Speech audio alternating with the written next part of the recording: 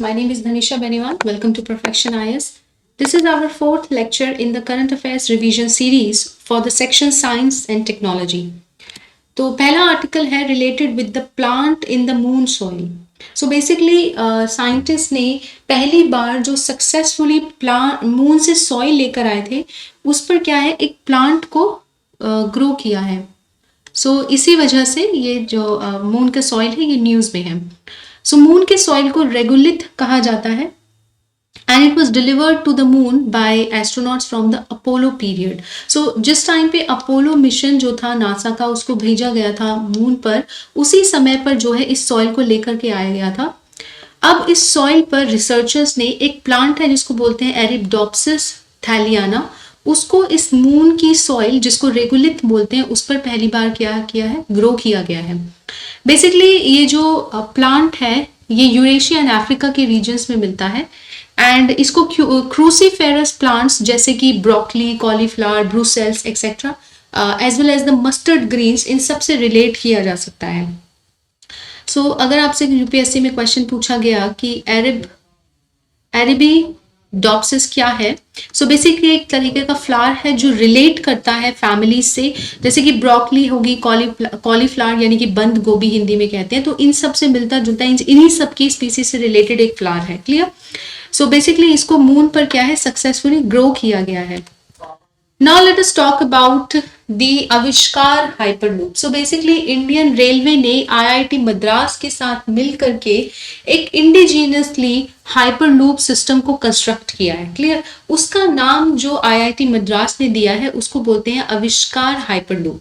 So basically team ने as a transportation system इसको develop किया है एंड अपनी स्केलेबिलिटी एंड इंजीनियरिंग एफिशिएंसी को यूज करते हुए आईआईटी मद्रास ने रिक्वेस्ट की है इंडियन रेलवे से कि वो इसके मैन्युफैक्चरिंग में हेल्प करे, सेफ्टी रूल्स एंड गाइडेंस को डिजाइन करने में हेल्प करे एंड इलेक्ट्रिकल टेस्टिंग फैसिलिटीज में क्या है इंडियन रेलवे के साथ आईआईटी मद्रास ने कोलैबोरेट किया है.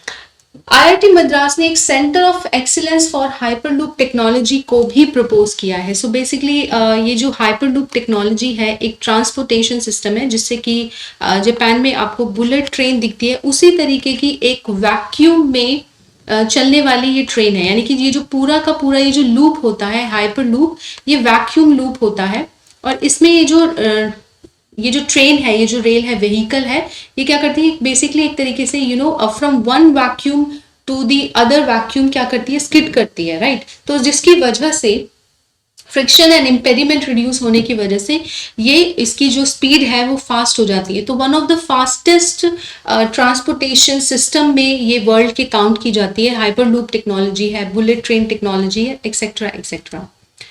Now let us talk about this prototype. So basically ये जो IIT Madras along with the Indian Railways इन्होंने जो प्रोटोटाइप डिजाइन किया है वो वर्ल्ड का बिगेस्ट हाइपरलूप वैक्यूम ट्यूब होगा for the national transporters to test. So basically अगर नेशनल ट्रांसपोर्टर्स इसको टेस्ट करते हैं तो ये वर्ल्ड के लेवल पर बिगेस्ट हाइपरलूप वैक्यूम ट्यूब होगी. So what is this vacuum tube? So basically अगर hyperloop technology, if I talk about the hyperloop technology, तो इसमें क्या है एक वैक्यूम ट्यूब होती है और इस वैक्यूम ट्यूब में जो है व्हीकल प्रोपोगेट करता है. वो व्हीकल कुछ भी हो सकता है, एक स्मॉल कार भी हो सकती है and it can be as big as a rail, it can be as big as a train.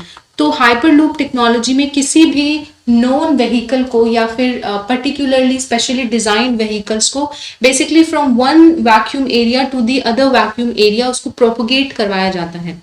Clear. सो ऐसा एस्टिमेट किया गया है कि इस तरीके की जो टेक्नोलॉजी है, खास करके जो हाइपरलूप टेक्नोलॉजी है, ये एक स्टेप है इंडिया को कार्बन न्यूट्रल बनाने के एफर्ट्स में. सो जैसे कि इंडिया ने ग्लासगो 26 COP यानी कि COP 26 ग्लासगो में ये प्रॉमिस किया है एंड ये एक टारगेट रखा है कि इंडिया जो है बाय 2070 क्या हो जाएगा, कार्बन न्यूट्रल हो जाएगा. So basically, IIT Madras along with Indian Railways इस ट्यूब को इस हाइपरलूप टेक्नोलॉजी को नेशनल ट्रांसपोर्टर्स के लिए एक अट्रैक्टिव प्रोजेक्ट बनाना चाहते हैं, ताकि भारत में जो एनर्जी की डिमांड है उसको क्या है हम कट कर सकें।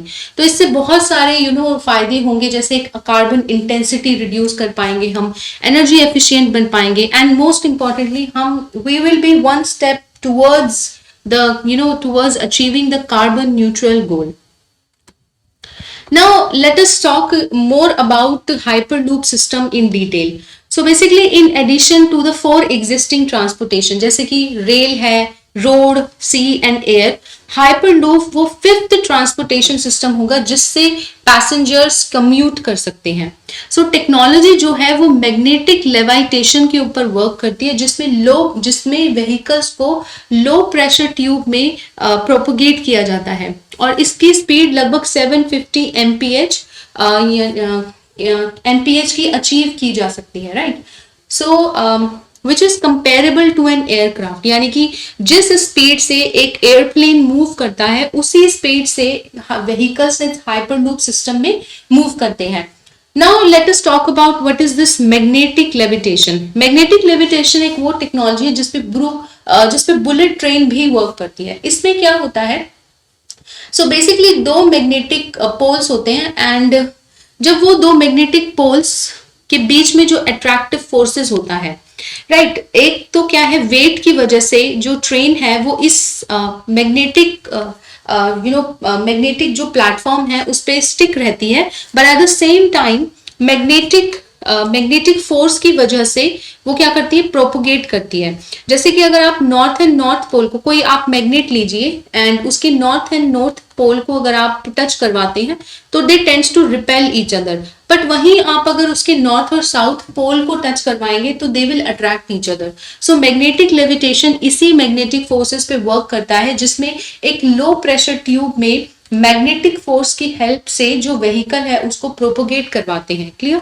सो बेसिकली हाइपरलूप टेक्नोलॉजी जो है एक काफी सोफिस्टिकेटेड एंड वायबल मॉडल है फॉर द ट्रांसपोर्टेशन, जो कि ना सिर्फ एनर्जी इंटेंसिटी को रिड्यूस करेगा, but at the same time it will also help India achieve the goal of carbon neutrality. Clear? Low pressure tubes की वजह से जो एरोडायनेमिक ड्रैग होता है वो इस इलेक्ट्रिक प्रोपल्शन सिस्टम में रिड्यूस हो जाता है। So what is this aerodynamic drag? Now plane के एग्जाम्पल से ये एरोडायनेमिक ड्रैग समझते हैं। Suppose this is the plane, ठीक है, ये प्लेन के क्या है, विंग्स हैं, and this is aircraft, right.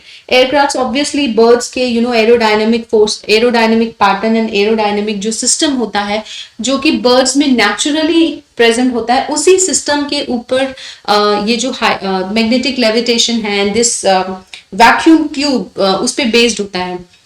So aerodynamic में क्या होता है, now imagine this is the aircraft, और यहां से क्या है, जो एयर है ये ऊपर की ओर जा रही है, राइट, मतलब ऊपर की तरफ मूव कर रही है। सो जैसे ये ऊपर की तरफ मूव करती है, and when it comes in touch with the wings of the aircraft, ये डाइवर्ट करती है, राइट, डाइवर्ट करती है हॉरिजॉन्टली। पहले जो एयर होती है वर्टिकली मूव करती है, और उसके बाद when it comes in contact with the wings of the aeroplane वो हॉरिजॉन्टली डाइवर्ट करती है। तो इसकी वजह से क्या होता है, एक तो जो एयरक्राफ्ट होता है एयर फ्लो की ही हेल्प से ऊपर की ओर उठता है, बिकॉज एयर प्रेशर क्या है, जो मतलब जो एयर फ्लो है वो अपवर्ड साइड है, right.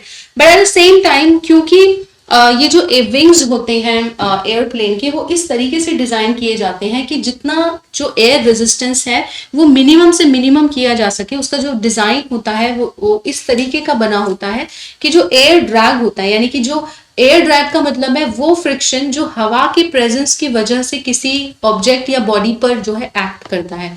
So basically low pressure tube होने की वजह से ये एरोडायनेमिक ड्रैग कम हो जाता है, क्योंकि नॉर्मल अगर एटमॉस्फेयर में, जैसे नॉर्मल अगर आप एयरप्लेन देखें तो वो हवा में उड़ते हैं, राइट, यानी कि वहां पे हवा मौजूद है। तो इस लो प्रेशर ट्यूब में जो एयर की प्रेजेंस है वो मिनिमल कर दी गई है, जिसकी वजह से जो एयर रेजिस्टेंस है, यानी कि जो एयर ड्रैग है वो क्या है, रिड्यूस हो जाता है। एंड फाइनली क्या है, एक ऑलमोस्ट वैक्यूम कंडीशन अचीव कर ली जाती है, जिसकी वजह से जो व्हीकल है उसकी स्पीड जो है वो इंक्रीज हो जाती है। Now let us talk about the various colors of Uranus and Neptune. So these are the two celestial bodies. These are the two planets जो कि अर्थ के अर्थ के अराउंड रिवॉल्व करते हैं. नेपच्यून और यूरेनस की अगर हम बात करें तो दोनों ही mass, diameter and atmospheric components क्या है, और सिमिलर है, right. So according to the scientist दोनों के mass, diameters and atmospheric component क्या है, सिमिलर है. स्टिल दोनों के अंदर क्या है, कलर वेरिएंस है. कंपोनेंट सेम होने की वजह से भी डिस्पाइट द फैक्ट कि दोनों के एयर कंपोनेंट सेम है या एटमॉस्फेरिक कंपोनेंट सेम है, दोनों क्या है, डिफरेंट कलर एग्जिबिट करते हैं. फॉर एग्जाम्पल अगर यूरेनस की हम बात करेंगे तो it is it shows light blue colour, जैसे कि यहाँ पे देख सकते हैं. And if we talk about the Neptune then it shows the shade of cyan, जो कि इस तरीके की ब्लू कलर का होता है. Clear. So if we compare Uranus with Neptune then Uranus क्या है, एक थिकर क्लाउड से सराउंडेड है, जिसकी वजह से यूरेनस का एटमॉस्फेयर नेपच्यून के कंपैरिजन में लाइटर रखता है, राइट. क्योंकि जो कलर को देखने के लिए क्या होगा, एटमॉस्फेयर में स्कैटरिंग होना बहुत जरूरी है, राइट. जैसे कि फॉर एग्जाम्पल कि रेड और ब्लू कलर की अगर हम बात करें तो रेड कलर की बात करें क्योंकि उसकी वेवलेंथ क्या होती है, ज्यादा होती है, इस वजह से उसकी स्कैटरिंग कम होती है. ब्लू लाइट की वेवलेंथ कम होने की वजह से उसकी स्कैटरिंग ज्यादा होती है, इस वजह से हमें जो स्काई है वो ब्लू कलर का दिखता है, राइट. सिमिलरली अगर हम नेपच्यून और यूरेनस की बात करें तो यूरेनस के जो एटमॉस्फेयर है वहां पर थिकर क्लाउड्स होते हैं, जिसकी वजह से जो विजिबिलिटी ऑफ द कलर है वो रिड्यूस हो जाती है. And due to the more opacity as compare to the Neptune, दोनों के ही कलर्स जो है वो डिफरेंट अपीयर होते हैं. एस्ट्रोनॉमर्स का ये मानना है कि दोनों ही जो प्लैनेट्स हैं अगर हेज नहीं होगा, लाइक दोनों ही सेम ब्लू कलर में होंगे, if we imagine Uranus without the thicker cloud then it would be similar in colour as that of the Neptune. Clear. What is this Uranus hazier? So एक important term यहाँ पर है which can be asked in the prelims examination with respect to the Uranus hazier.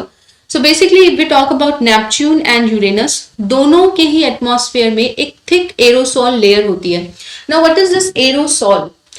You see, when there are some particles in the atmosphere and these particles when they combine with the water droplets तो aerosol form करते हैं, right. जैसे for example कि few years back एक shaving foam आती थी, right. Shaving foam आती थी, that is a kind of a aerosol, यानी कि जो लिक्विड है उसको एयर के साथ मिक्स कर देना. तो इस वजह से एरो मतलब air, related with the air, and sol means related with the liquid, right. So aerosol means particles suspended in the water droplets, right. मतलब air plus water, so that and plus particles, so this is what aerosol means. दोनों के ही जो atmosphere है उसमें क्या है, aerosol की एक लेयर प्रेजेंट है. मिडिल लेयर जो है that is the main layer जो कि कलर को क्या करती है, इन्फ्लुएंस करती है. यूरेनस की बात करें तो it has a larger middle layer as compare to the Neptune, and that is the reason why Uranus जो है वो लाइटर कलर में अपीयर होता है. Clear. It appears to be in a lighter colour because it has got a thicker middle layer which is hazy. So जिसकी वजह से जो उसका actual blue color है that does not appear. So what does the scientist conclude from these findings? That despite the fact that both of them they have got the similar atmospheric components, yet because of the thickness of the middle layer, because of the thickness of the atmosphere and other parameters that contributes to the difference in the color, right. Also एक और important चीज है जो colour difference को contribute करती है, that is the methane ice. Now what happens in the intermediate layer, and that means the middle layer of both the planet, ये जो मीथेन आइस है ये कंडेंस हो जाती है into the particles that also pushes and because it condenses so it gets further pushed into the atmosphere, right. And because of that also जो haziness है वो increase हो जाती है. Alright, now we talk about the Neptune's atmosphere which is more active and turbulent, right. Therefore according to the researchers the churning of the methane particles into the hazy layer, right. That is the reason why the methane particle they gets churned into the haze layer, right. So therefore this eliminates the additional haze and maintains the Neptune's haze layer to thinner. What happens कि जो churning होती है because of the turbulent atmosphere in the Uranus, that actually decreases the haze layer of the Neptune, and because of the decrease in the thickness of the layer, the atmosphere becomes more translucent. That means it shifts towards the transparency. And when we talk about the Uranus, तो Uranus का जो atmosphere है as compared to the Neptune, it is more thicker in thickness, and that is the reason why उसका जो opacity है वो increase हो जाता है, and hence the color difference between the two planets. Now we talk about the cholera. So basically, according to the researchers, the bacteria जो cholera को cause करता है, they have become less resistant to antibiotics. What does this mean? Becoming more resistant to antibiotics means कि अगर कोई antibiotic दी जाएगी किसी person को जो कॉलेरा से अफेक्टेड है, तो it won't be that effective as it should be.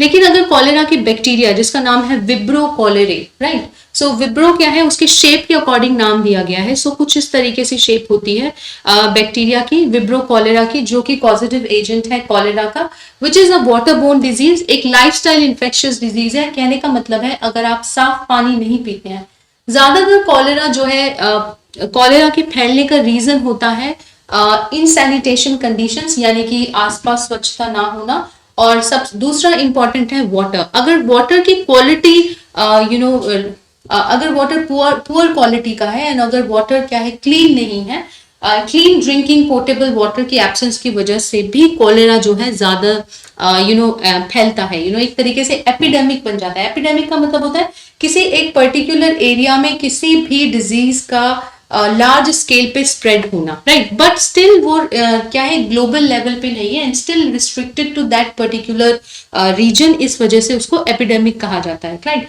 Pandemic it becomes when it spreads to the larger area, when it spreads to the intercontinents, जैसे कि फॉर एग्जाम्पल की COVID-19 pandemic.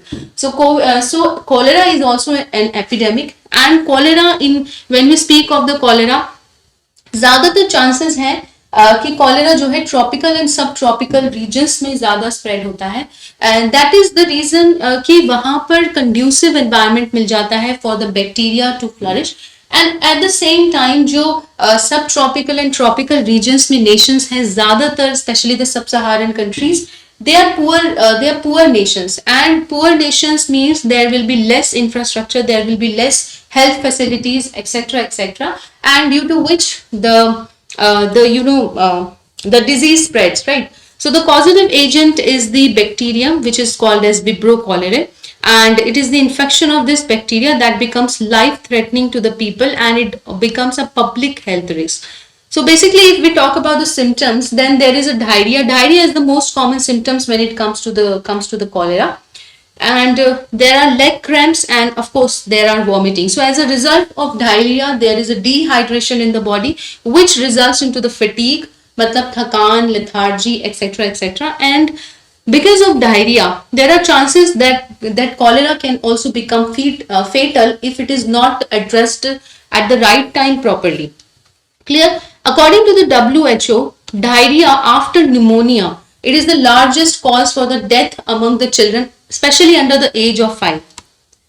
So when we speak of the transmission, then the water which is affected by human feces, the water which is which is not potable का मतलब होता है जो पीने योग्य है, right. So disease basically spread by drinking food and water which is contaminated with the bacteria, which is not pure, which is not clean, and if the sewage is not treated properly, the disease can spread quickly. If the solid waste is which is generated by the municipal corporations and municipalities is not managed properly, then there is a chances the region might see epidemic of cholera. If we talk about vaccination, so according to the WHO, there are only 3 qualified oral cholera vaccines which are available today, and 2 doses of each vaccination is required for the complete protection against this Vibrio cholerae. तो उसमें 3 vaccine कौन सी है? One is the Dukoral, Shanchol, Euvichol plus, ठीक है. These are the 3 vaccine which are available, which are WHO pre qualified oral vaccine है ये. जैसे कि पोलियो की वैक्सीन होती है जिसको आप ओरली इंजेस्ट करते हैं, ओरल वे से, ओरल मोड ऑफ इंजेक्शन है. Then similar to that cholera की जो वैक्सीन है उसको भी ओरली जो है दिया जाता है. Now let us talk about the heteroprotein ultra thin film. Now researchers, they have created this ultra heteroprotein ultra thin film. Now ultra thin मतलब कि बहुत ज़्यादा पतली है, but what does this heteroprotein means? Hetero का मतलब होता है that means there is a diversity of what? There is a diversity of protein. सिर्फ एक प्रोटीन नहीं है बल्कि काफ़ी सारे जो प्रोटीन हैं उसके मिलकर के ये बनाया गया है. And it is considered as a potential revolution when it comes to the medicinal and food packaging sector. So जैसे कि अगर आप if you might have seen, तो जो मेडिसिन होती हैं जैसे कैप्सूल्स हैं, टैबलेट्स है, they come under a certain packaging. So those packagings they are designed in they are specially designed packaging जो टॉक्सिक नहीं होती है, दवाई की जो एफिकेसी है उसको मेंटेन रखने में हेल्प करती है. And at the same time वो जो पैकेजिंग होती है मेडिसिन के कंटेमिनेशन को भी प्रिवेंट करती है. Similar to the food, similarly जो फूड सेक्टर है, खास करके फूड प्रोसेसिंग सेक्टर है, उसमें प्रोसेस्ड फूड की पैकेजिंग बिकम्स इंपॉर्टेंट. जैसे कि मिल्क प्रोडक्ट्स आते हैं, टेट्रा पैक में आते हैं, विच प्रिवेंट्स द कंटेमिनेशन और थर्मल चेंज को प्रिवेंट करता है. जैसे फॉर एग्जांपल कि अगर दूध को आप किसी ऐसी जगह रख देंगे जहां पर ह्यूमिडिटी है एंड क्लियर या ह्यूमिडिटी है, सो देयर आर चांसेस कि उसमें फंगल इन्फेक्शन होता है, एंड देयर आर चांसेस कि उसमें जो बैक्टीरिया है from outside the environment they can get into the milk and contaminated, और मिल्क जो है वो उसके प्रोटीन क्या है डीनेचर्ड हो जाएंगे, and then ultimately it will change its physical as well as the chemical state. So in order to prevent such changes in the medicines and in the processed food, these kind of specially designed packagings are designed. So similarly, in order to revolutionize the packaging sector, heteroprotein ultra thin films are designed. Basically it's a layer of material जिसकी काफी thickness जो है micrometers में है, which is like fraction of the nanometer, यानी कि बहुत ज्यादा थिन है. That is the reason why it is said that it is ultra thin. ठीक है. सो बेसिकली जिस प्रोसेस से इसको बनाया गया है उस प्रोसेस को बोलते हैं डिपॉजिटिंग, उस प्रोसेस को बोलते हैं film deposition. Now what happens, इस फिल्म को कैसे बताया जाता है, जो मेटल एंड ऑक्साइड्स कंपाउंड होते हैं उनको क्या है फिल्म बाय फिल्म उनकी लेयरिंग की जाती है. सो दैट इज द, इसी वजह से इसको क्या है फिल्म डिपोजिशन कहा गया. जैसे कि एक फिल्म ये लगाई गई है, फिर उसके बाद एक और फिल्म ऊपर से जो है डिपॉजिट की जाएगी, and these films they are made up of the metal oxides, and they can be any other compounds which are safe for the packaging, which are not toxic and which does not harm the physical as well as the chemical state of the compound. Clear? सो इस तरीके से thin coatings जो है उसको deposit करके इस तरीके की पैकेजिंग मटेरियल जो है बनाई जाती है on to a substratum. So as you can look at in the picture, so these chemical compounds they are layered by layer, they are deposited, and ultimately it results into a film. Clear? So basically ये जो film deposition है crucial manufacturing process है if we want to create opto electronic, medicinal and consumer goods, जिसमें consumer electronics भी आ सकते हैं, semiconductor lasers हैं, LED display, semiconductor precision optics and medicinal implants. Medicinal implants means for example ki sometimes there are bone implants, sometimes there are stents which are needed to be implanted in the heart for the people who have either arrhythmia or who are suffering from the cholesterol deposition in the arteries, especially in and around the heart. तो उन सब patients के लिए इस तरीके के जो film deposition method है उससे स्टंट्स बना सकते हैं, मेटल इम्प्लांट्स बनाए जा सकते हैं, and there can be other implants also which are needed in the medicine sector.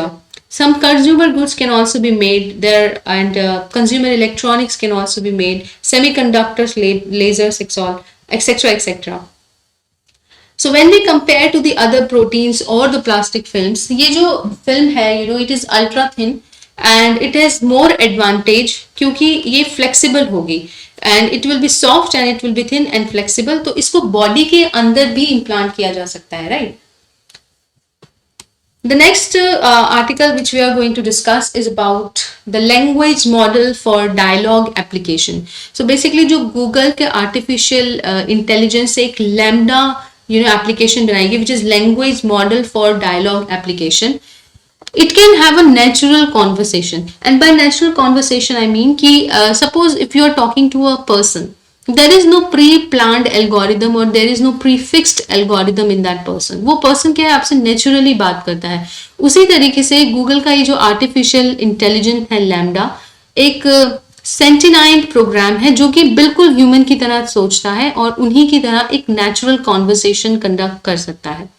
2021 अपने डेवलपर कॉन्फ्रेंस में गूगल ने लैम्डा को इंट्रोड्यूस करवाया था as a generative language model. Generative language model का मतलब होता है कि जैसे मान लेते हैं जैसे बहुत कुछ टाइम पहले, कुछ साल पहले एक मॉडल आया, एक ह्यूमनॉइड ह्यूमन रोबोट बनाया गया था by the name Sophia, right? Sophia में क्या है, एल्गोरिथम्स को फिक्स किया गया था, क्लियर? सो यानी कि जो एल्गोरिथम उनके हार्ड डिस्क में प्रेजेंट होगा वो उसी के बेसिस पे क्वेश्चंस के आंसर कर सकते हैं. यानी कि बट आर्टिफिशियल इंटेलिजेंस के जो नए मॉडल आ रहे हैं उसमें वो क्या है, जेनरेटिव मॉडल है. दैट मीन्स कि जो प्री फिक्स्ड डेटा और इंफॉर्मेशन है सिर्फ वही एज अ आउटपुट नहीं आएगा, but they can generate the information, they can think like a human being. So you can relate it with another branch of the artificial intelligence which is called as machine learning, right? Which is called as machine learning, and as well as the deep neural network. So what are these deep neural networks? So basically these are the electrical connections which mimics the neural connections in the human brain, and accordingly thinking pattern and voice modulations and several other datas and all which are generated. So human beings में भी हम क्या है, चीजें सीखते हैं and generate करते हैं. तो similarly in this model, according to the Google, it is a generative language model and it will be used for the dialogue application. So and Google has ensured then they can talk about any topic, not just the one which has been fixed into the hard disk, etc. Unlimited variety of topics पे क्या है, interaction किया जा सकता है, and it is a more natural interaction if we compare to the earlier technology. So जो LaMDA's language processing model है उसको ट्रेन किया गया है बहुत सारे किसमें, डिस्कोर्स में, यानी कि ह्यूमन बीइंग से रिलेटेड जो भी एस्पेक्ट हैं अब तक की. If we look at the journey of a human being, then since the beginning till today जो भी एस्पेक्ट ह्यूमन बीइंग के नए नए अराइज हुए हैं उन सभी से रिलेटेड इस प्रोसेसिंग मॉडल को क्या है, ट्रेन किया गया है, clear? And it will hold the discussion based on the users input, यानी कि आप जो इनपुट देंगे उसके बेसिस पर जो है इंटरेक्शन कंडक्ट होगा. Now let us talk about the lambda 2.0. Now this was in the year 2021. अब 2022 में गूगल ने क्या है, एक न्यू वर्जन रिलीज किया है इन कैपेबिलिटीज को एक्सपेंड करके. सो जो नया वर्जन है वो और भी ज्यादा क्रिएटिव है. It will have more appropriate description, it will stay on the topic and even if the user esterase. So basically क्या है, एक इंटरैक्टिव मॉडल है, क्लियर, राइट? सो बेसिकली क्या है, एक इंटरैक्टिव मॉडल है. Now let us talk about the chatbots, clear? क्योंकि lambda भी एक तरीके का chatbot ही है. So when we are talking about lambda, then we must know about what the chatbots are, clear? So when we speak of the artificial intelligence chatbots, जिनको chatterbots कहा जाता है, क्योंकि एक तरीके की messaging apps होते हैं, आप इनसे इंटरेक्ट कर सकते हैं. Chatbot can be any type. अगर मैसेजेस के थ्रू भी बात की जा सकती है, चैटबॉट से आप वॉइस के थ्रू भी इंटरेक्शन कर सकते हैं. So they can be any type, they can be text type and they can be voice type as well.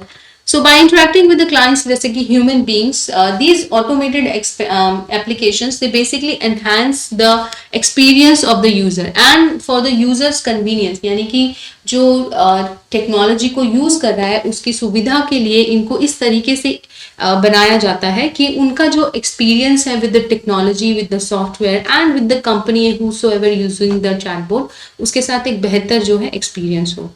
For example कुछ चैटबॉट्स हम डे टू डे लाइफ में भी जानते हैं, जैसे कि एप्पल्स में आपको सिरी मिलेगा, ये भी एक तरीके का चैटबॉट है. आप सिरी को कुछ कहते हैं and she works according to that. Alexa भी एक Amazon का Alexa जो मॉडल है, that is also a type of a chatbot. So basically these are the typical type of chatbots. या तो they work on the machine learning जैसे कि Lambda है, या फिर they will work on the predetermined rules जैसे कि Alexa and Siri है. Clear? So chatbots क्या है, ज्यादातर predetermined rules फॉर्म फॉलो करते हैं. However अब ये क्या है, धीरे धीरे ये पास्ट की बात होगी. अब जो आर्टिफिशियल इंटेलिजेंस की टेक्नोलॉजी से जो आने वाले टाइम में चैटबॉट्स बन रहे हैं वो ज्यादा जेनरेटिव चैटबॉट्स हैं. Clear? They are not functioning according to the pre determined rules. Of course the data will be fed into them because without data they can not of course function. Machine learning के लिए भी data चाहिए. अगर हम भी कुछ चीज सीखते हैं तो there has to be input in it. Without input there is no output. So yes, data needs to be fed, but it will be more like a generative chatbot and not the predetermined chatbots. Now let us talk about the GSAT-24.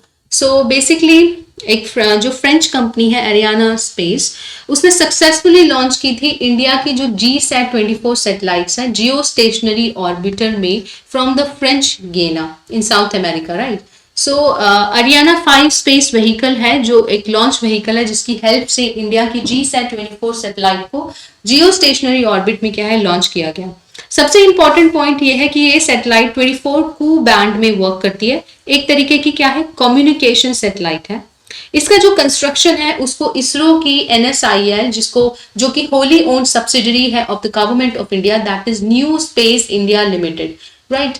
तो जैसे अगर हम इसरो की बात करें तो इसरो के 3 जो है आर्म्स हो गई है. पहले एक ही आर्म थी बट अब 3 हो गई हैं जिसमें एंट्रिक्स है which is the commercial arm of the ISRO. Similarly, NSIL है which is also a commercial arm of the ISRO, and there is one more arm which is called as the InSpace. Now, InSpace is dedicated for the private sector, ताकि India के space sector में private sector की involvement को increase किया जा सके, तो उसके लिए क्या है, इनस्पेस है. क्लियर? सो बेसिकली सैटेलाइट का जो प्राइमरी फंक्शन है वो इंडियन कंज्यूमर तक D2H की सर्विस को प्रोवाइड करना है, क्योंकि एक तरीके की कम्युनिकेशन सैटेलाइट है तो high quality television, telecommunication and broadcast servicing provide करना है to the consumers. Right? If we talk about the specific features of the satellite, then it weighs around 4,180 kg, जो कि important नहीं है from the exam perspective. However, it is the first demand-driven communication satellite by the NSIL. क्योंकि ये demand थी from the telecommunication sector कि एक particularly dedicated satellite होना जरूरी है. That is the reason why after the space sector reforms, एक NSIL को demand थी कि एक communication satellite को लॉन्च किया जाए which shall cover the entire satellite capacity, यानी कि with respect to the telecommunication and etc. Demand driven का मतलब होता है कि मतलब उस डिमांड ड्रिवन का ये मतलब होता है कि सैटेलाइट को जब लॉन्च किया गया है तो उसकी वजह से क्या है, वो सैटेलाइट के लॉन्च सिस्टम में पता होगा कि एंड कंज्यूमर्स कौन है, यानी कि वो एक स्पेसिफिक फंक्शन के लिए सैटेलाइट को लॉन्च किया गया. यानी कि अगर कंज्यूमर्स तक D2H की सर्विस प्रोवाइड करवानी है, टेलीकम्युनिकेशन की सर्विस प्रोवाइड करवानी है, तो एक पर्टिकुलर डेडिकेटेड सैटेलाइट चाहिए, that is GSAT-24. Clear? So that is the reason why इसको डिमांड ड्रिवन कम्युनिकेशन सैटेलाइट कहा गया. जो फ्रेंच रॉकेट लॉन्च जिसने GSAT-24 को लॉन्च किया है, that is Ariana 5. So basically एक अभी एट प्रेजेंट क्या है, इंडिया के पास इस तरीके के लॉन्च व्हीकल जो है अवेलेबल नहीं है जो कि 4 टन से भी ज्यादा सैटेलाइट को जियो स्टेशनरी ऑर्बिट में लॉन्च कर सके. हाउएवर जो GSLV Mark 3 है, जिसको अभी हाल फिलहाल में LV-M3 के नाम से रीनेम किया गया और उसकी कैपेसिटी इंक्रीज की गई है, वो लगभग 4 टन के जो सैटेलाइट्स हैं उनको जियो स्टेशनरी ऑर्बिट में लॉन्च कर सकता है. It does have the capability. Right? क्योंकि न्यूज बहुत पहली है तो उस टाइम पे GSLV Mark 3 उतना एक्टिव नहीं था, but now it has become more active and ISRO also has renamed this GSLV Mark 3 as LV-M3 rocket. So yes, it can launch weight up to 4 tons into the geostationary orbit. Geostationary orbit का मतलब होता है ये एक वो orbit है around the earth जहां से जो धरती के साथ जो है वो इस तरीके से रिवॉल्व करता है, उसका रेवोल्यूशन एंड सैटेलाइट का रेवोल्यूशन मैच करता है, तो वो ऐसा अपीयर होता है कि सैटेलाइट क्या है अपनी एक ही मतलब जगह पर है, right. So it appears to be stationary at that position. हालांकि सैटेलाइट स्टेशनरी नहीं है, वो अर्थ के साथ उसी की ही रोटेशन स्पीड पर मूव कर रही है, जिसकी वजह से ऐसा अपीयर होता है कि वो स्टेशनरी है, right. And this is what is called as the geostationary orbit. Clear. Now let us talk about the मिट्टी cool refrigerator. So Indian Standards जो organization है, that is Bureau of Indian Standards, उसने एक non electric cooling cabinet जिसको मिट्टी से बनाया गया है उसको आईसो यानी कि इंडियन स्टैंडर्ड का नंबर डेजिग्नेट कर दिया है, right. Now what is this मिट्टी कूल?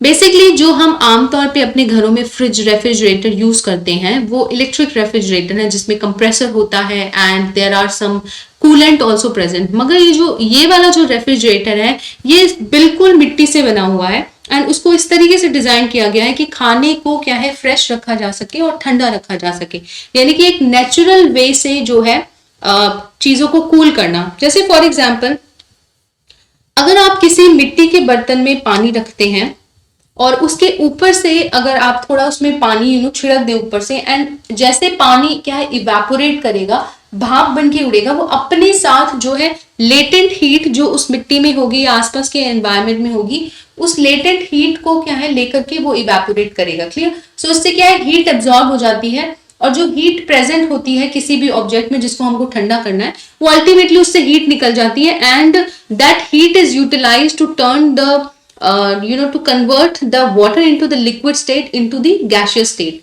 So उसी को बोलते हैं हम latent heat, right? So latent heat के रिलीज होने की वजह से जो ऑब्जेक्ट है वो कूल हो जाता है, right. So basically natural evaporation के प्रोसेस को यूज करते हुए इस रेफ्रिजरेटर को क्या है डिजाइन किया गया है बाय श्री मनसुख भाई प्रजापति जो कि गुजरात से हैं. Clear.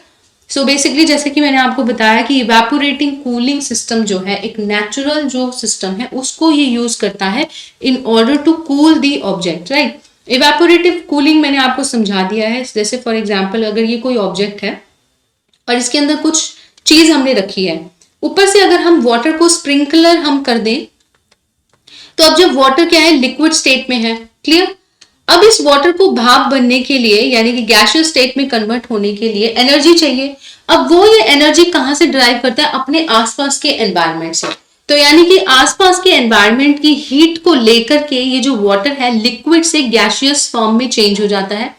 So as a result of which इन ऑब्जेक्ट से हीट रिलीज हो जाती है which is of course utilized by the water to change its physical state from liquid to gas. Clear. So ऐसे क्या होता है ये जो ऑब्जेक्ट है ठंडा हो गया. तो this is called as evaporative cooling. So ये पुराने टाइम में एंशिएंट टाइम में चीजों को फ्रेश रखने के लिए और ठंडा रखने के लिए इस प्रोसेस को यूज किया जाता था. इसको बोलते हैं evaporative cooling. Clear. Now let us talk about the hermit. Hermit क्या है? एक बड़ा ही सोफिस्टिकेटेड मैलवेयर है. मैलवेयर का मतलब क्या होता है? एक ऐसा सॉफ्टवेयर जो आपके सिस्टम को नुकसान पहुंचा सकता है. तो हर्मिट क्या है फिलहाल न्यूज में है. बेसिकली हर्मिट ने इटली और कजाकिस्तान जैसे एरिया में एंड्रॉइड और आईफोन डिवाइसेस को टारगेट किया. एक इटालियन स्पाईवेयर वेंडर है जिसका नाम है RCS लैब, उसने हर्मिट को क्रिएट किया. सो ज्यादा इंफॉर्मेशन इसमें इतना ज्यादा इंपॉर्टेंट नहीं है, बट अगर क्वेश्चन पूछा जाता है कि हर्मिट क्या है, जैसे कि WannaCry से पेटाक्राई से क्वेश्चन पहले आ चुका है, तो अगर हर्मिट से पूछा जाता है तो hermit is basically it's a malware, right. It's a malware. So basically अगर और ज्यादा हम स्पेसिफिक डिटेल्स की बात करें तो हर्मिट क्या है? एक स्पाईवेयर है जो कि टेक्स्ट मैसेजेस के थ्रू फैलता है, यानी कि टेक्स्ट मैसेजेस के थ्रू डिसेमिनेट होता है, स्प्रेड होता है. दूसरे प्रोग्राम्स को मिमिक करके, जो कि टेलीकॉम प्रोवाइडर्स जो प्रोग्राम मिमिक करते हैं उनको मिमिक करता है ये, ताकि जो विक्टिम है वो इस मैलिशियस सॉफ्टवेयर को क्या है डाउनलोड कर सके. एप्पल एंड एंड्रॉइड सिस्टम को it affects and comparable to the NSO group जो कि एक इजराइल ग्रुप का एक पेगासस स्पाईवेयर उन्होंने बनाया था, उसके कंपैरिजन में आई मीन उसी के जितना ज्यादा ये इफेक्टिव है, जितना पेगासस स्पाईवेयर इफेक्टिव है या जितना उसका स्प्रेडिंग कैपेबिलिटी है एंड डिससेमिनेटिंग कैपेबिलिटी, उतना ही क्या है हर्मिट का भी है। एक बार अगर इसको सिस्टम में ये इंस्टॉल हो जाता है तो ये टारगेट डिवाइस में ऑडियो वीडियो कैप्चर कर सकता है, अनवांटेड कॉल्स को डायल कर सकता है एंड बहुत सारे फंक्शंस कर सकता है। It can also steal the calendar, the address book, capture image with from the target's phone, and it can also root Android devices, right? So these are the certain functions जो ये सब perform कर सकता है। Now let us talk about the lumpy skin disease. So Gujarat के 5 district में लगभग 1200 से भी ज्यादा जो कैटल्स हैं वो लंपी स्किन डिजीज से अफेक्टेड है। बेसिकली जो लंपिक स्किन डिजीज है वो एक टाइप के पॉक्स वायरस से फैलती है और 1929 में पहली बार जामिबिया में इसका आउटब्रेक देखा गया था एंड देन उसके बाद क्या है स्लोली स्लोली ये दूसरे एरियाज में भी स्प्रेड होने लगी। ऐसा माना गया था उस टाइम पे कि वो किसी इंसेक्ट की पॉइजनिंग, मतलब कोई इंसेक्ट अगर स्टिंग करता है यानी कि काट लेता है या डंक मार देता है तो उसके पॉइजनिंग की वजह से भी जो है लंपी स्किन डिजीज फैलती है। According to the Food and Agriculture Organization इसका जो मोर्टेलिटी रेट है वो 10% से क्या है कम है। लंपी स्किन डिजीज में क्या होता है, कोई भी जो कैटल होती है उस कैटल के बॉडी पे लम्प्स फॉर्म होने लग जाते हैं और इन्हीं लम्प्स में क्या होता है, जो पॉक्स वायरस होता है फ्लरिश करता है तो नोड्स बन जाती हैं, specially in and around the neck area. गर्दन के एरिया के आसपास जो है इस तरीके की नोड्स का फॉर्म हो जाना, this is what is called as the lumpy skin disease. Now if we talk about the transmission, so basically mosquito के काटने किसी फ्लाइज के बाइट करने से एंड ऑल जो लंपी स्किन डिजीज है वो फैलती है, यानी कि इसका जो वेक्टर है वो कोई आर्थ्रोपॉड है जैसे कि mosquitoes and flies. Main symptom की अगर हम बात करें तो fever, fluid discharge from the eyes and nose, saliva from the from in and around the lips and also body blisters, यानी कि बॉडी के ऊपर बहुत मोटे मोटे ब्लिसर्स हो जाते हैं which are pus filled, right? Kettles को ये बीमारी होने की वजह से वो ठीक से च्यू नहीं कर पाती हैं, यानी कि अगर वो कुछ अपना चारा खा रही है, फॉडर को कंज्यूम करती हैं तो वो ठीक से च्यू नहीं कर पाती जिसकी वजह से वो खाना छोड़ देती है and as a result of which जो मिल्क आउटपुट है वो रिड्यूस हो जाता है। प्रिवेंशन की अगर हम बात करें तो इंडिया में जो वैक्सीनेशन प्रोग्राम रन किया जाता है by the government of India for the livestock health and disease control programme, उसके अंदर इसके वैक्सीनेशन को प्रोवाइड किया जाता है against the lumpy skin disease. कोई स्पेसिफिकली ट्रीटेबल एंटीवायरल मेडिकेशन तो है नहीं, लेकिन अवेलेबल ट्रीटमेंट में पैलिएटिव केयर होती है। पैलिएटिव केयर का मतलब होता है कि जो सिम्टम्स हैं उनको ट्रीट किया जाता है, सपोर्टिव केयर होती है एंड पेडियाट्रेटिव केयर होती है, ठीक है। वुंड के जो आसपास जो ब्लिसर्स हो जाते हैं उनकी केयर कर सकते हैं, मेडिसिन से स्किन इन्फेक्शन को प्रिवेंट किया जा सकता है, निमोनिया को प्रिवेंट किया जा सकता है, पेन क्लियर दिए जा सकते हैं कि जो फीवर और ब्लिसर्स से पेन होता है उसको रिड्यूस किया जा सकता है सो दैट जो एनिमल की जो एपिटाइट है वो रिड्यूस ना हो और उसको मेंटेन किया जा सके। Now we talk about the Web 5.0. So हमने वर्ल्ड वाइड वेब के फर्स्ट स्टेज देखी है, second stage, third stage and now we are moving towards the 5 stage.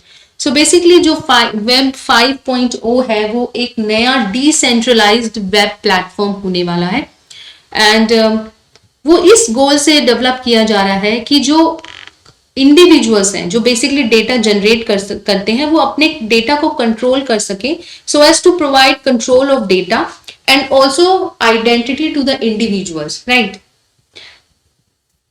So what is web 5.0? So सबसे पहले हम web 1.0 की बात करेंगे, then we are going to talk about web 5.0, right? So हम slowly gradually progress करेंगे starting from the 1. So basically एक static web 1.0 क्या था, एक static था जिसमें सिर्फ read only content था, यानी कि जो वेबसाइट पे अगर लिखा हुआ है उसको आप पढ़ सकते हैं। सो रेड ओनली इंटरनेट था 1.0 टाइप में। जब हम वेब 2.0 में आए यानी कि सेकंड जनरेशन में आते हैं तो उसमें रीड एंड राइट का कंटेंट है, यानी कि सर्वर और यूजर के बीच में एक कम्युनिकेशन क्रिएट किया जा सकता है। जैसे कि जो आज का www जो हम यूज करते हैं that is world wide web, वो रीड एंड राइट फॉर्मेट में है, right. Now we talk about the web 3.0.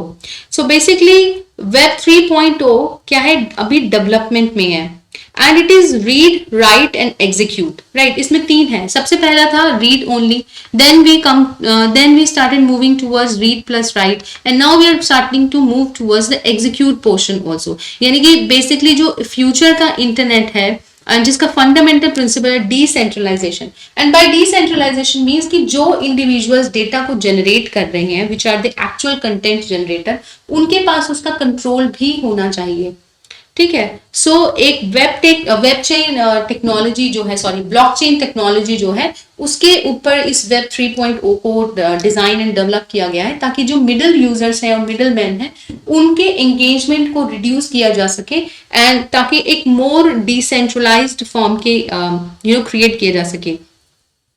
Web 3.0 को पावर करेगी machine learning and artificial intelligence, जो कि डेटा और मशीन को उसी तरीके से समझेगी जिस तरीके से एक ह्यूमन बीइंग जो है उसको समझता है। Now when we speak about the web 5.0, now यहाँ पर क्या है, 4 जो है वो स्किप हो गया, डायरेक्टली हम 5.0 की बात कर रहे हैं। ये कंबाइंड ये फीचर्स को कंबाइंड करता है किसके, वेब 2.0 की एंड वेब 3.0 की, ताकि जो कंज्यूमर्स हैं वो अपने आइडेंटिटी को ओन कर सके, अपने डेटा को ऑनलाइन आइडेंटिटी को ओन कर सके, और जो भी डेटा वो जनरेट करते हैं उसको मैनेज कर सके। क्लियर। एक जो ब्लॉक हेड है, द ब्लॉक हेड डिवीजन है ऑफ द एक ट्विटर के जो पहले सीईओ थे जिनका नाम था जैक ड्रॉसी, उनके बिटकॉइंस के बिजनेस यूनिट की एक डिवीजन है, that is the block head. उसने इस 5.0 को क्या है वो क्रिएट कर रहे हैं। Basically it aspires to have a more decentralized network, ताकि जैसा कि we have already discussed, in order to give control over the data to the individuals, right. So this was about the Web 5.0. Web 3.0 and Web 5.0 दोनों ही future internet technology है, and किसी भी governmental and corporation की restriction से web को free करना ही इसका क्या है, ऑब्जेक्टिव है। Now we talk about the Ramsay-Hunt syndrome. Now what is this Ramsay-Hunt syndrome? एक बहुत फेमस कैनेडियन पॉप सिंगर है जिनको ये सिंड्रोम हुआ है, which is called as Ramsay-Hunt syndrome. Now what is this Ramsay-Hunt syndrome? एक बहुत ही रेयर न्यूरोलॉजिकल कंडीशन है जिसमें फेशियल नर्व का पैरालिसिस हो जाता है, and in and around year, mouth और फेस पर क्या है, रैशेस डेवलप हो जाते हैं। सो क्या है, एक रेयर न्यूरोलॉजिकल कंडीशन है। इसको हर्ट्ज-ज़ोस्टर ऑटिकस भी कहा जाता है। इसका दूसरा नाम है हर्ट्ज-ज़ोस्टर ऑटिकस। क्लियर। इसमें रैशेस डेवलप होते हैं in and around mouth, ear and face, and facial nerve paralysis हो जाता है। What is the causative agent? The varicella zoster virus. Varicella zoster virus patients में पहले चिकन पॉक्स एंड शिंगल्स जैसी disease जो है डिजीज कॉज करता था, and this has reactivate itself to cause Ramsay Hunt syndrome. Clear. So basically ये जो वायरस है ये हर्ब्स वायरस फैमिली से बिलोंग करता है, जो कि बॉडी में काफी लंबे समय तक परसिस्ट कर सकते हैं, यानी कि person can have a latent infection. Latent infection का मतलब होता है कि बॉडी में जो एजेंट है, पॉजिटिव एजेंट है, वो प्रेजेंट है, but at the same time वो सिम्टम्स नहीं शो कर रहा है, राइट। यानी कि अपनी इनएक्टिव फॉर्म में वो बॉडी में क्या है, मल्टीप्लाई कर रहा है, फ्लरिश कर रहा है, but it is not showing the science and symptoms of the disease. उसी को बोलते हैं लेटेंट फंक्शन होना। तो हंट जो रैम्से-हंट सिंड्रोम है, which is caused by the varicella zoster, जो कि पहले ह्यूमन बींग्स में चिकन पॉक्स एंड शिंगल्स जैसी डिजीजेस को कॉज करने के लिए नोन है, वो क्या करता है, बहुत लंबे टाइम तक as a latent infection present रहता है बॉडी में, इम्यून सिस्टम को वीक कर देता है, and it can also increase the risk of the varicella-zoster, जो कि क्या फैलाता है ह्यूमन बींग्स में, chicken pox. Clear. Contagious disease नहीं है, राइट। अनवैक्सीनेटेड पीपल में ये हो सकता है, but it does not spread. Contagious का मतलब होता है कि एक ह्यूमन बीइंग से दूसरे ह्यूमन बीइंग में टच के थ्रू जो है फैलना। सिम्टम्स की जैसे मैंने बात करी, there are persistent rashes. Rashes मतलब रेड कलर के पैचेस हो जाते हैं, and they can also reach to the eardrum, canal, lobe, tongue and roof of the mouth. यानी कि ना सिर्फ आउटवर्डली रैशेस होते हैं, but they can also penetrate and spread towards the inside of your mouth, ear and especially the ear, the eardrum. Now what is the therapies that are available for this disease? सबसे पहले तो antiviral therapies are available. कोई भी disease जो virus cause करता है उसके लिए एंटीवायरसेस दिए जाते हैं. And also anti inflammatory medicine are given ताकि जो रैशेस का स्प्रेड है उसको कंट्रोल किया जा सके, मैनेज किया जा सके, which are corticosteroids. Corticosteroids are anti inflammatory. Naturally भी बॉडी के अंदर कॉर्टिकोस्टेरॉइड्स होते हैं जो स्ट्रेस लेवल और इन्फ्लेमेशन को रिड्यूस करते हैं. Similarly to that corticosteroids inject करने से इस तरीके के रैशेस एक्सेट्रा जो है रिड्यूस हो जाते हैं. Now we talk about the IN SPACe, right. So what is this in SPACe? So Ahmedabad Gujarat में ऑफिशियली प्राइम मिनिस्टर ने इन स्पेस का क्या हेडक्वार्टर और लॉन्च किया है. What is this in SPACe? Indian National Space Promotion and Authorisation Centre. So जैसे कि मैं आपको बता रही थी इन स्पेस के बारे में. इन स्पेस क्या है? एक इसरो की एक आर्म है जो कि प्राइवेट सेक्टर के इन्वॉल्वमेंट को स्पेस सेक्टर में इंक्रीज करने के लिए वर्क करेगी. तो उसका ऑफिशियली फाइनली उसका हेडक्वार्टर कहाँ? अहमदाबाद गुजरात में इनॉग्रेट किया गया है. इन स्पेस एक इंडिपेंडेंट ऑर्गेनाइजेशन होगी, एक इंडिपेंडेंट नोडल ऑर्गेनाइजेशन होगी under the department of space, right, ministry of Science and technology. Basically private sector को असिस्ट करेगी ताकि वो स्पेस सेक्टर में अपने एंगेजमेंट को इंक्रीज कर सके, राइट. इन स्पेस क्या? It will consist of a chairman. एक चेयरमैन होगी, टेक्निकल एक्सपर्ट्स होंगे from the space activities, safety experts होंगे, academic and industry experts, legal and strategic experts and from the various ministries. And of course there will be representation from Ministry of External Affairs and Prime Minister's Office, ताकि जो foreign collaboration है उनके लिए भी work किया जा सके by this in space. Role की बात कर चुके हैं कि प्राइवेट एक्टर्स को इवैल्यूएट करना, including their educational and research organisation, ISRO के साथ कंसल्ट करना in order to meet the needs of the private organisation. क्योंकि इंडिया में प्राइवेट सेक्टर का इन्वॉल्वमेंट स्पेस सेक्टर में काफी कम है because of the several reasons की बहुत सारे इंफ्रास्ट्रक्चर अवेलेबल नहीं है. तो वही इंफ्रास्ट्रक्चर जो इसरो यूज करता है उसे private developers and private entities को अवेलेबल कराना ताकि उनका पार्टिसिपेशन स्पेस सेक्टर में इंक्रीज करा जा सके, एनहेंस किया जा सके. वही रीजन है ये इन स्पेस एक पर्टिकुलरली डेडिकेटेड नोडल ऑर्गेनाइजेशन को क्रिएट किया गया है. Clear? Now we talk about India's first liquid mirror telescope, right. So जो इंटरनेशनल लिक्विड मिरर टेलीस्कोप है, इंडिया का पहला लिक्विड मिरर टेलीस्कोप जो है उसको पहली जो liquid mirror telescope scientific observation है उसको अक्टूबर में क्या है किया गया है, कमीशन किया गया है, राइट. सो इसको किसने बनाया? इसको बनाया एरीज ने, which is Aryabhatta Research Institute of Observational Sciences, जिसका कैंपस कहाँ पे है? Nainital district, that is Uttarakhand. ये Department of Science and Technology के अंडर वर्क करता है एंड लगभग सी लेवल से 2450 मीटर की हाइट पर है. इसे इंडिया, कनाडा, बेल्जियम के जो एस्ट्रोनॉमर्स हैं उन्होंने डिजाइन किया है. आफ्टर 2024 अकॉर्डिंग टू रशिया ऐसा माना जाता है जब रशिया जो है इंटरनेशनल स्पेस स्टेशन से डिपार्ट कर जाएगा. सी प्रेजेंटली जो इंटरनेशनल स्पेस स्टेशन है वो 5 एंटिटीज के कंट्रीब्यूशन से मिलके बना है जिसमें रशिया एक है. And considering the moves by Russia जो इंटरनेशनल लेवल के लीडर्स हैं, international leaders and also many organisation, they have decided to kind of boycott Russia, right. So it will start commission after 2024 when Russia is going to depart from the ISS, that is International Space Station. Clear? So basically if we talk about the features of this telescope, then it is going to survey the sky and it will observe the galaxies. Clear? So sky के survey के लिए इसको design किया गया है and galaxies को observe करने के लिए.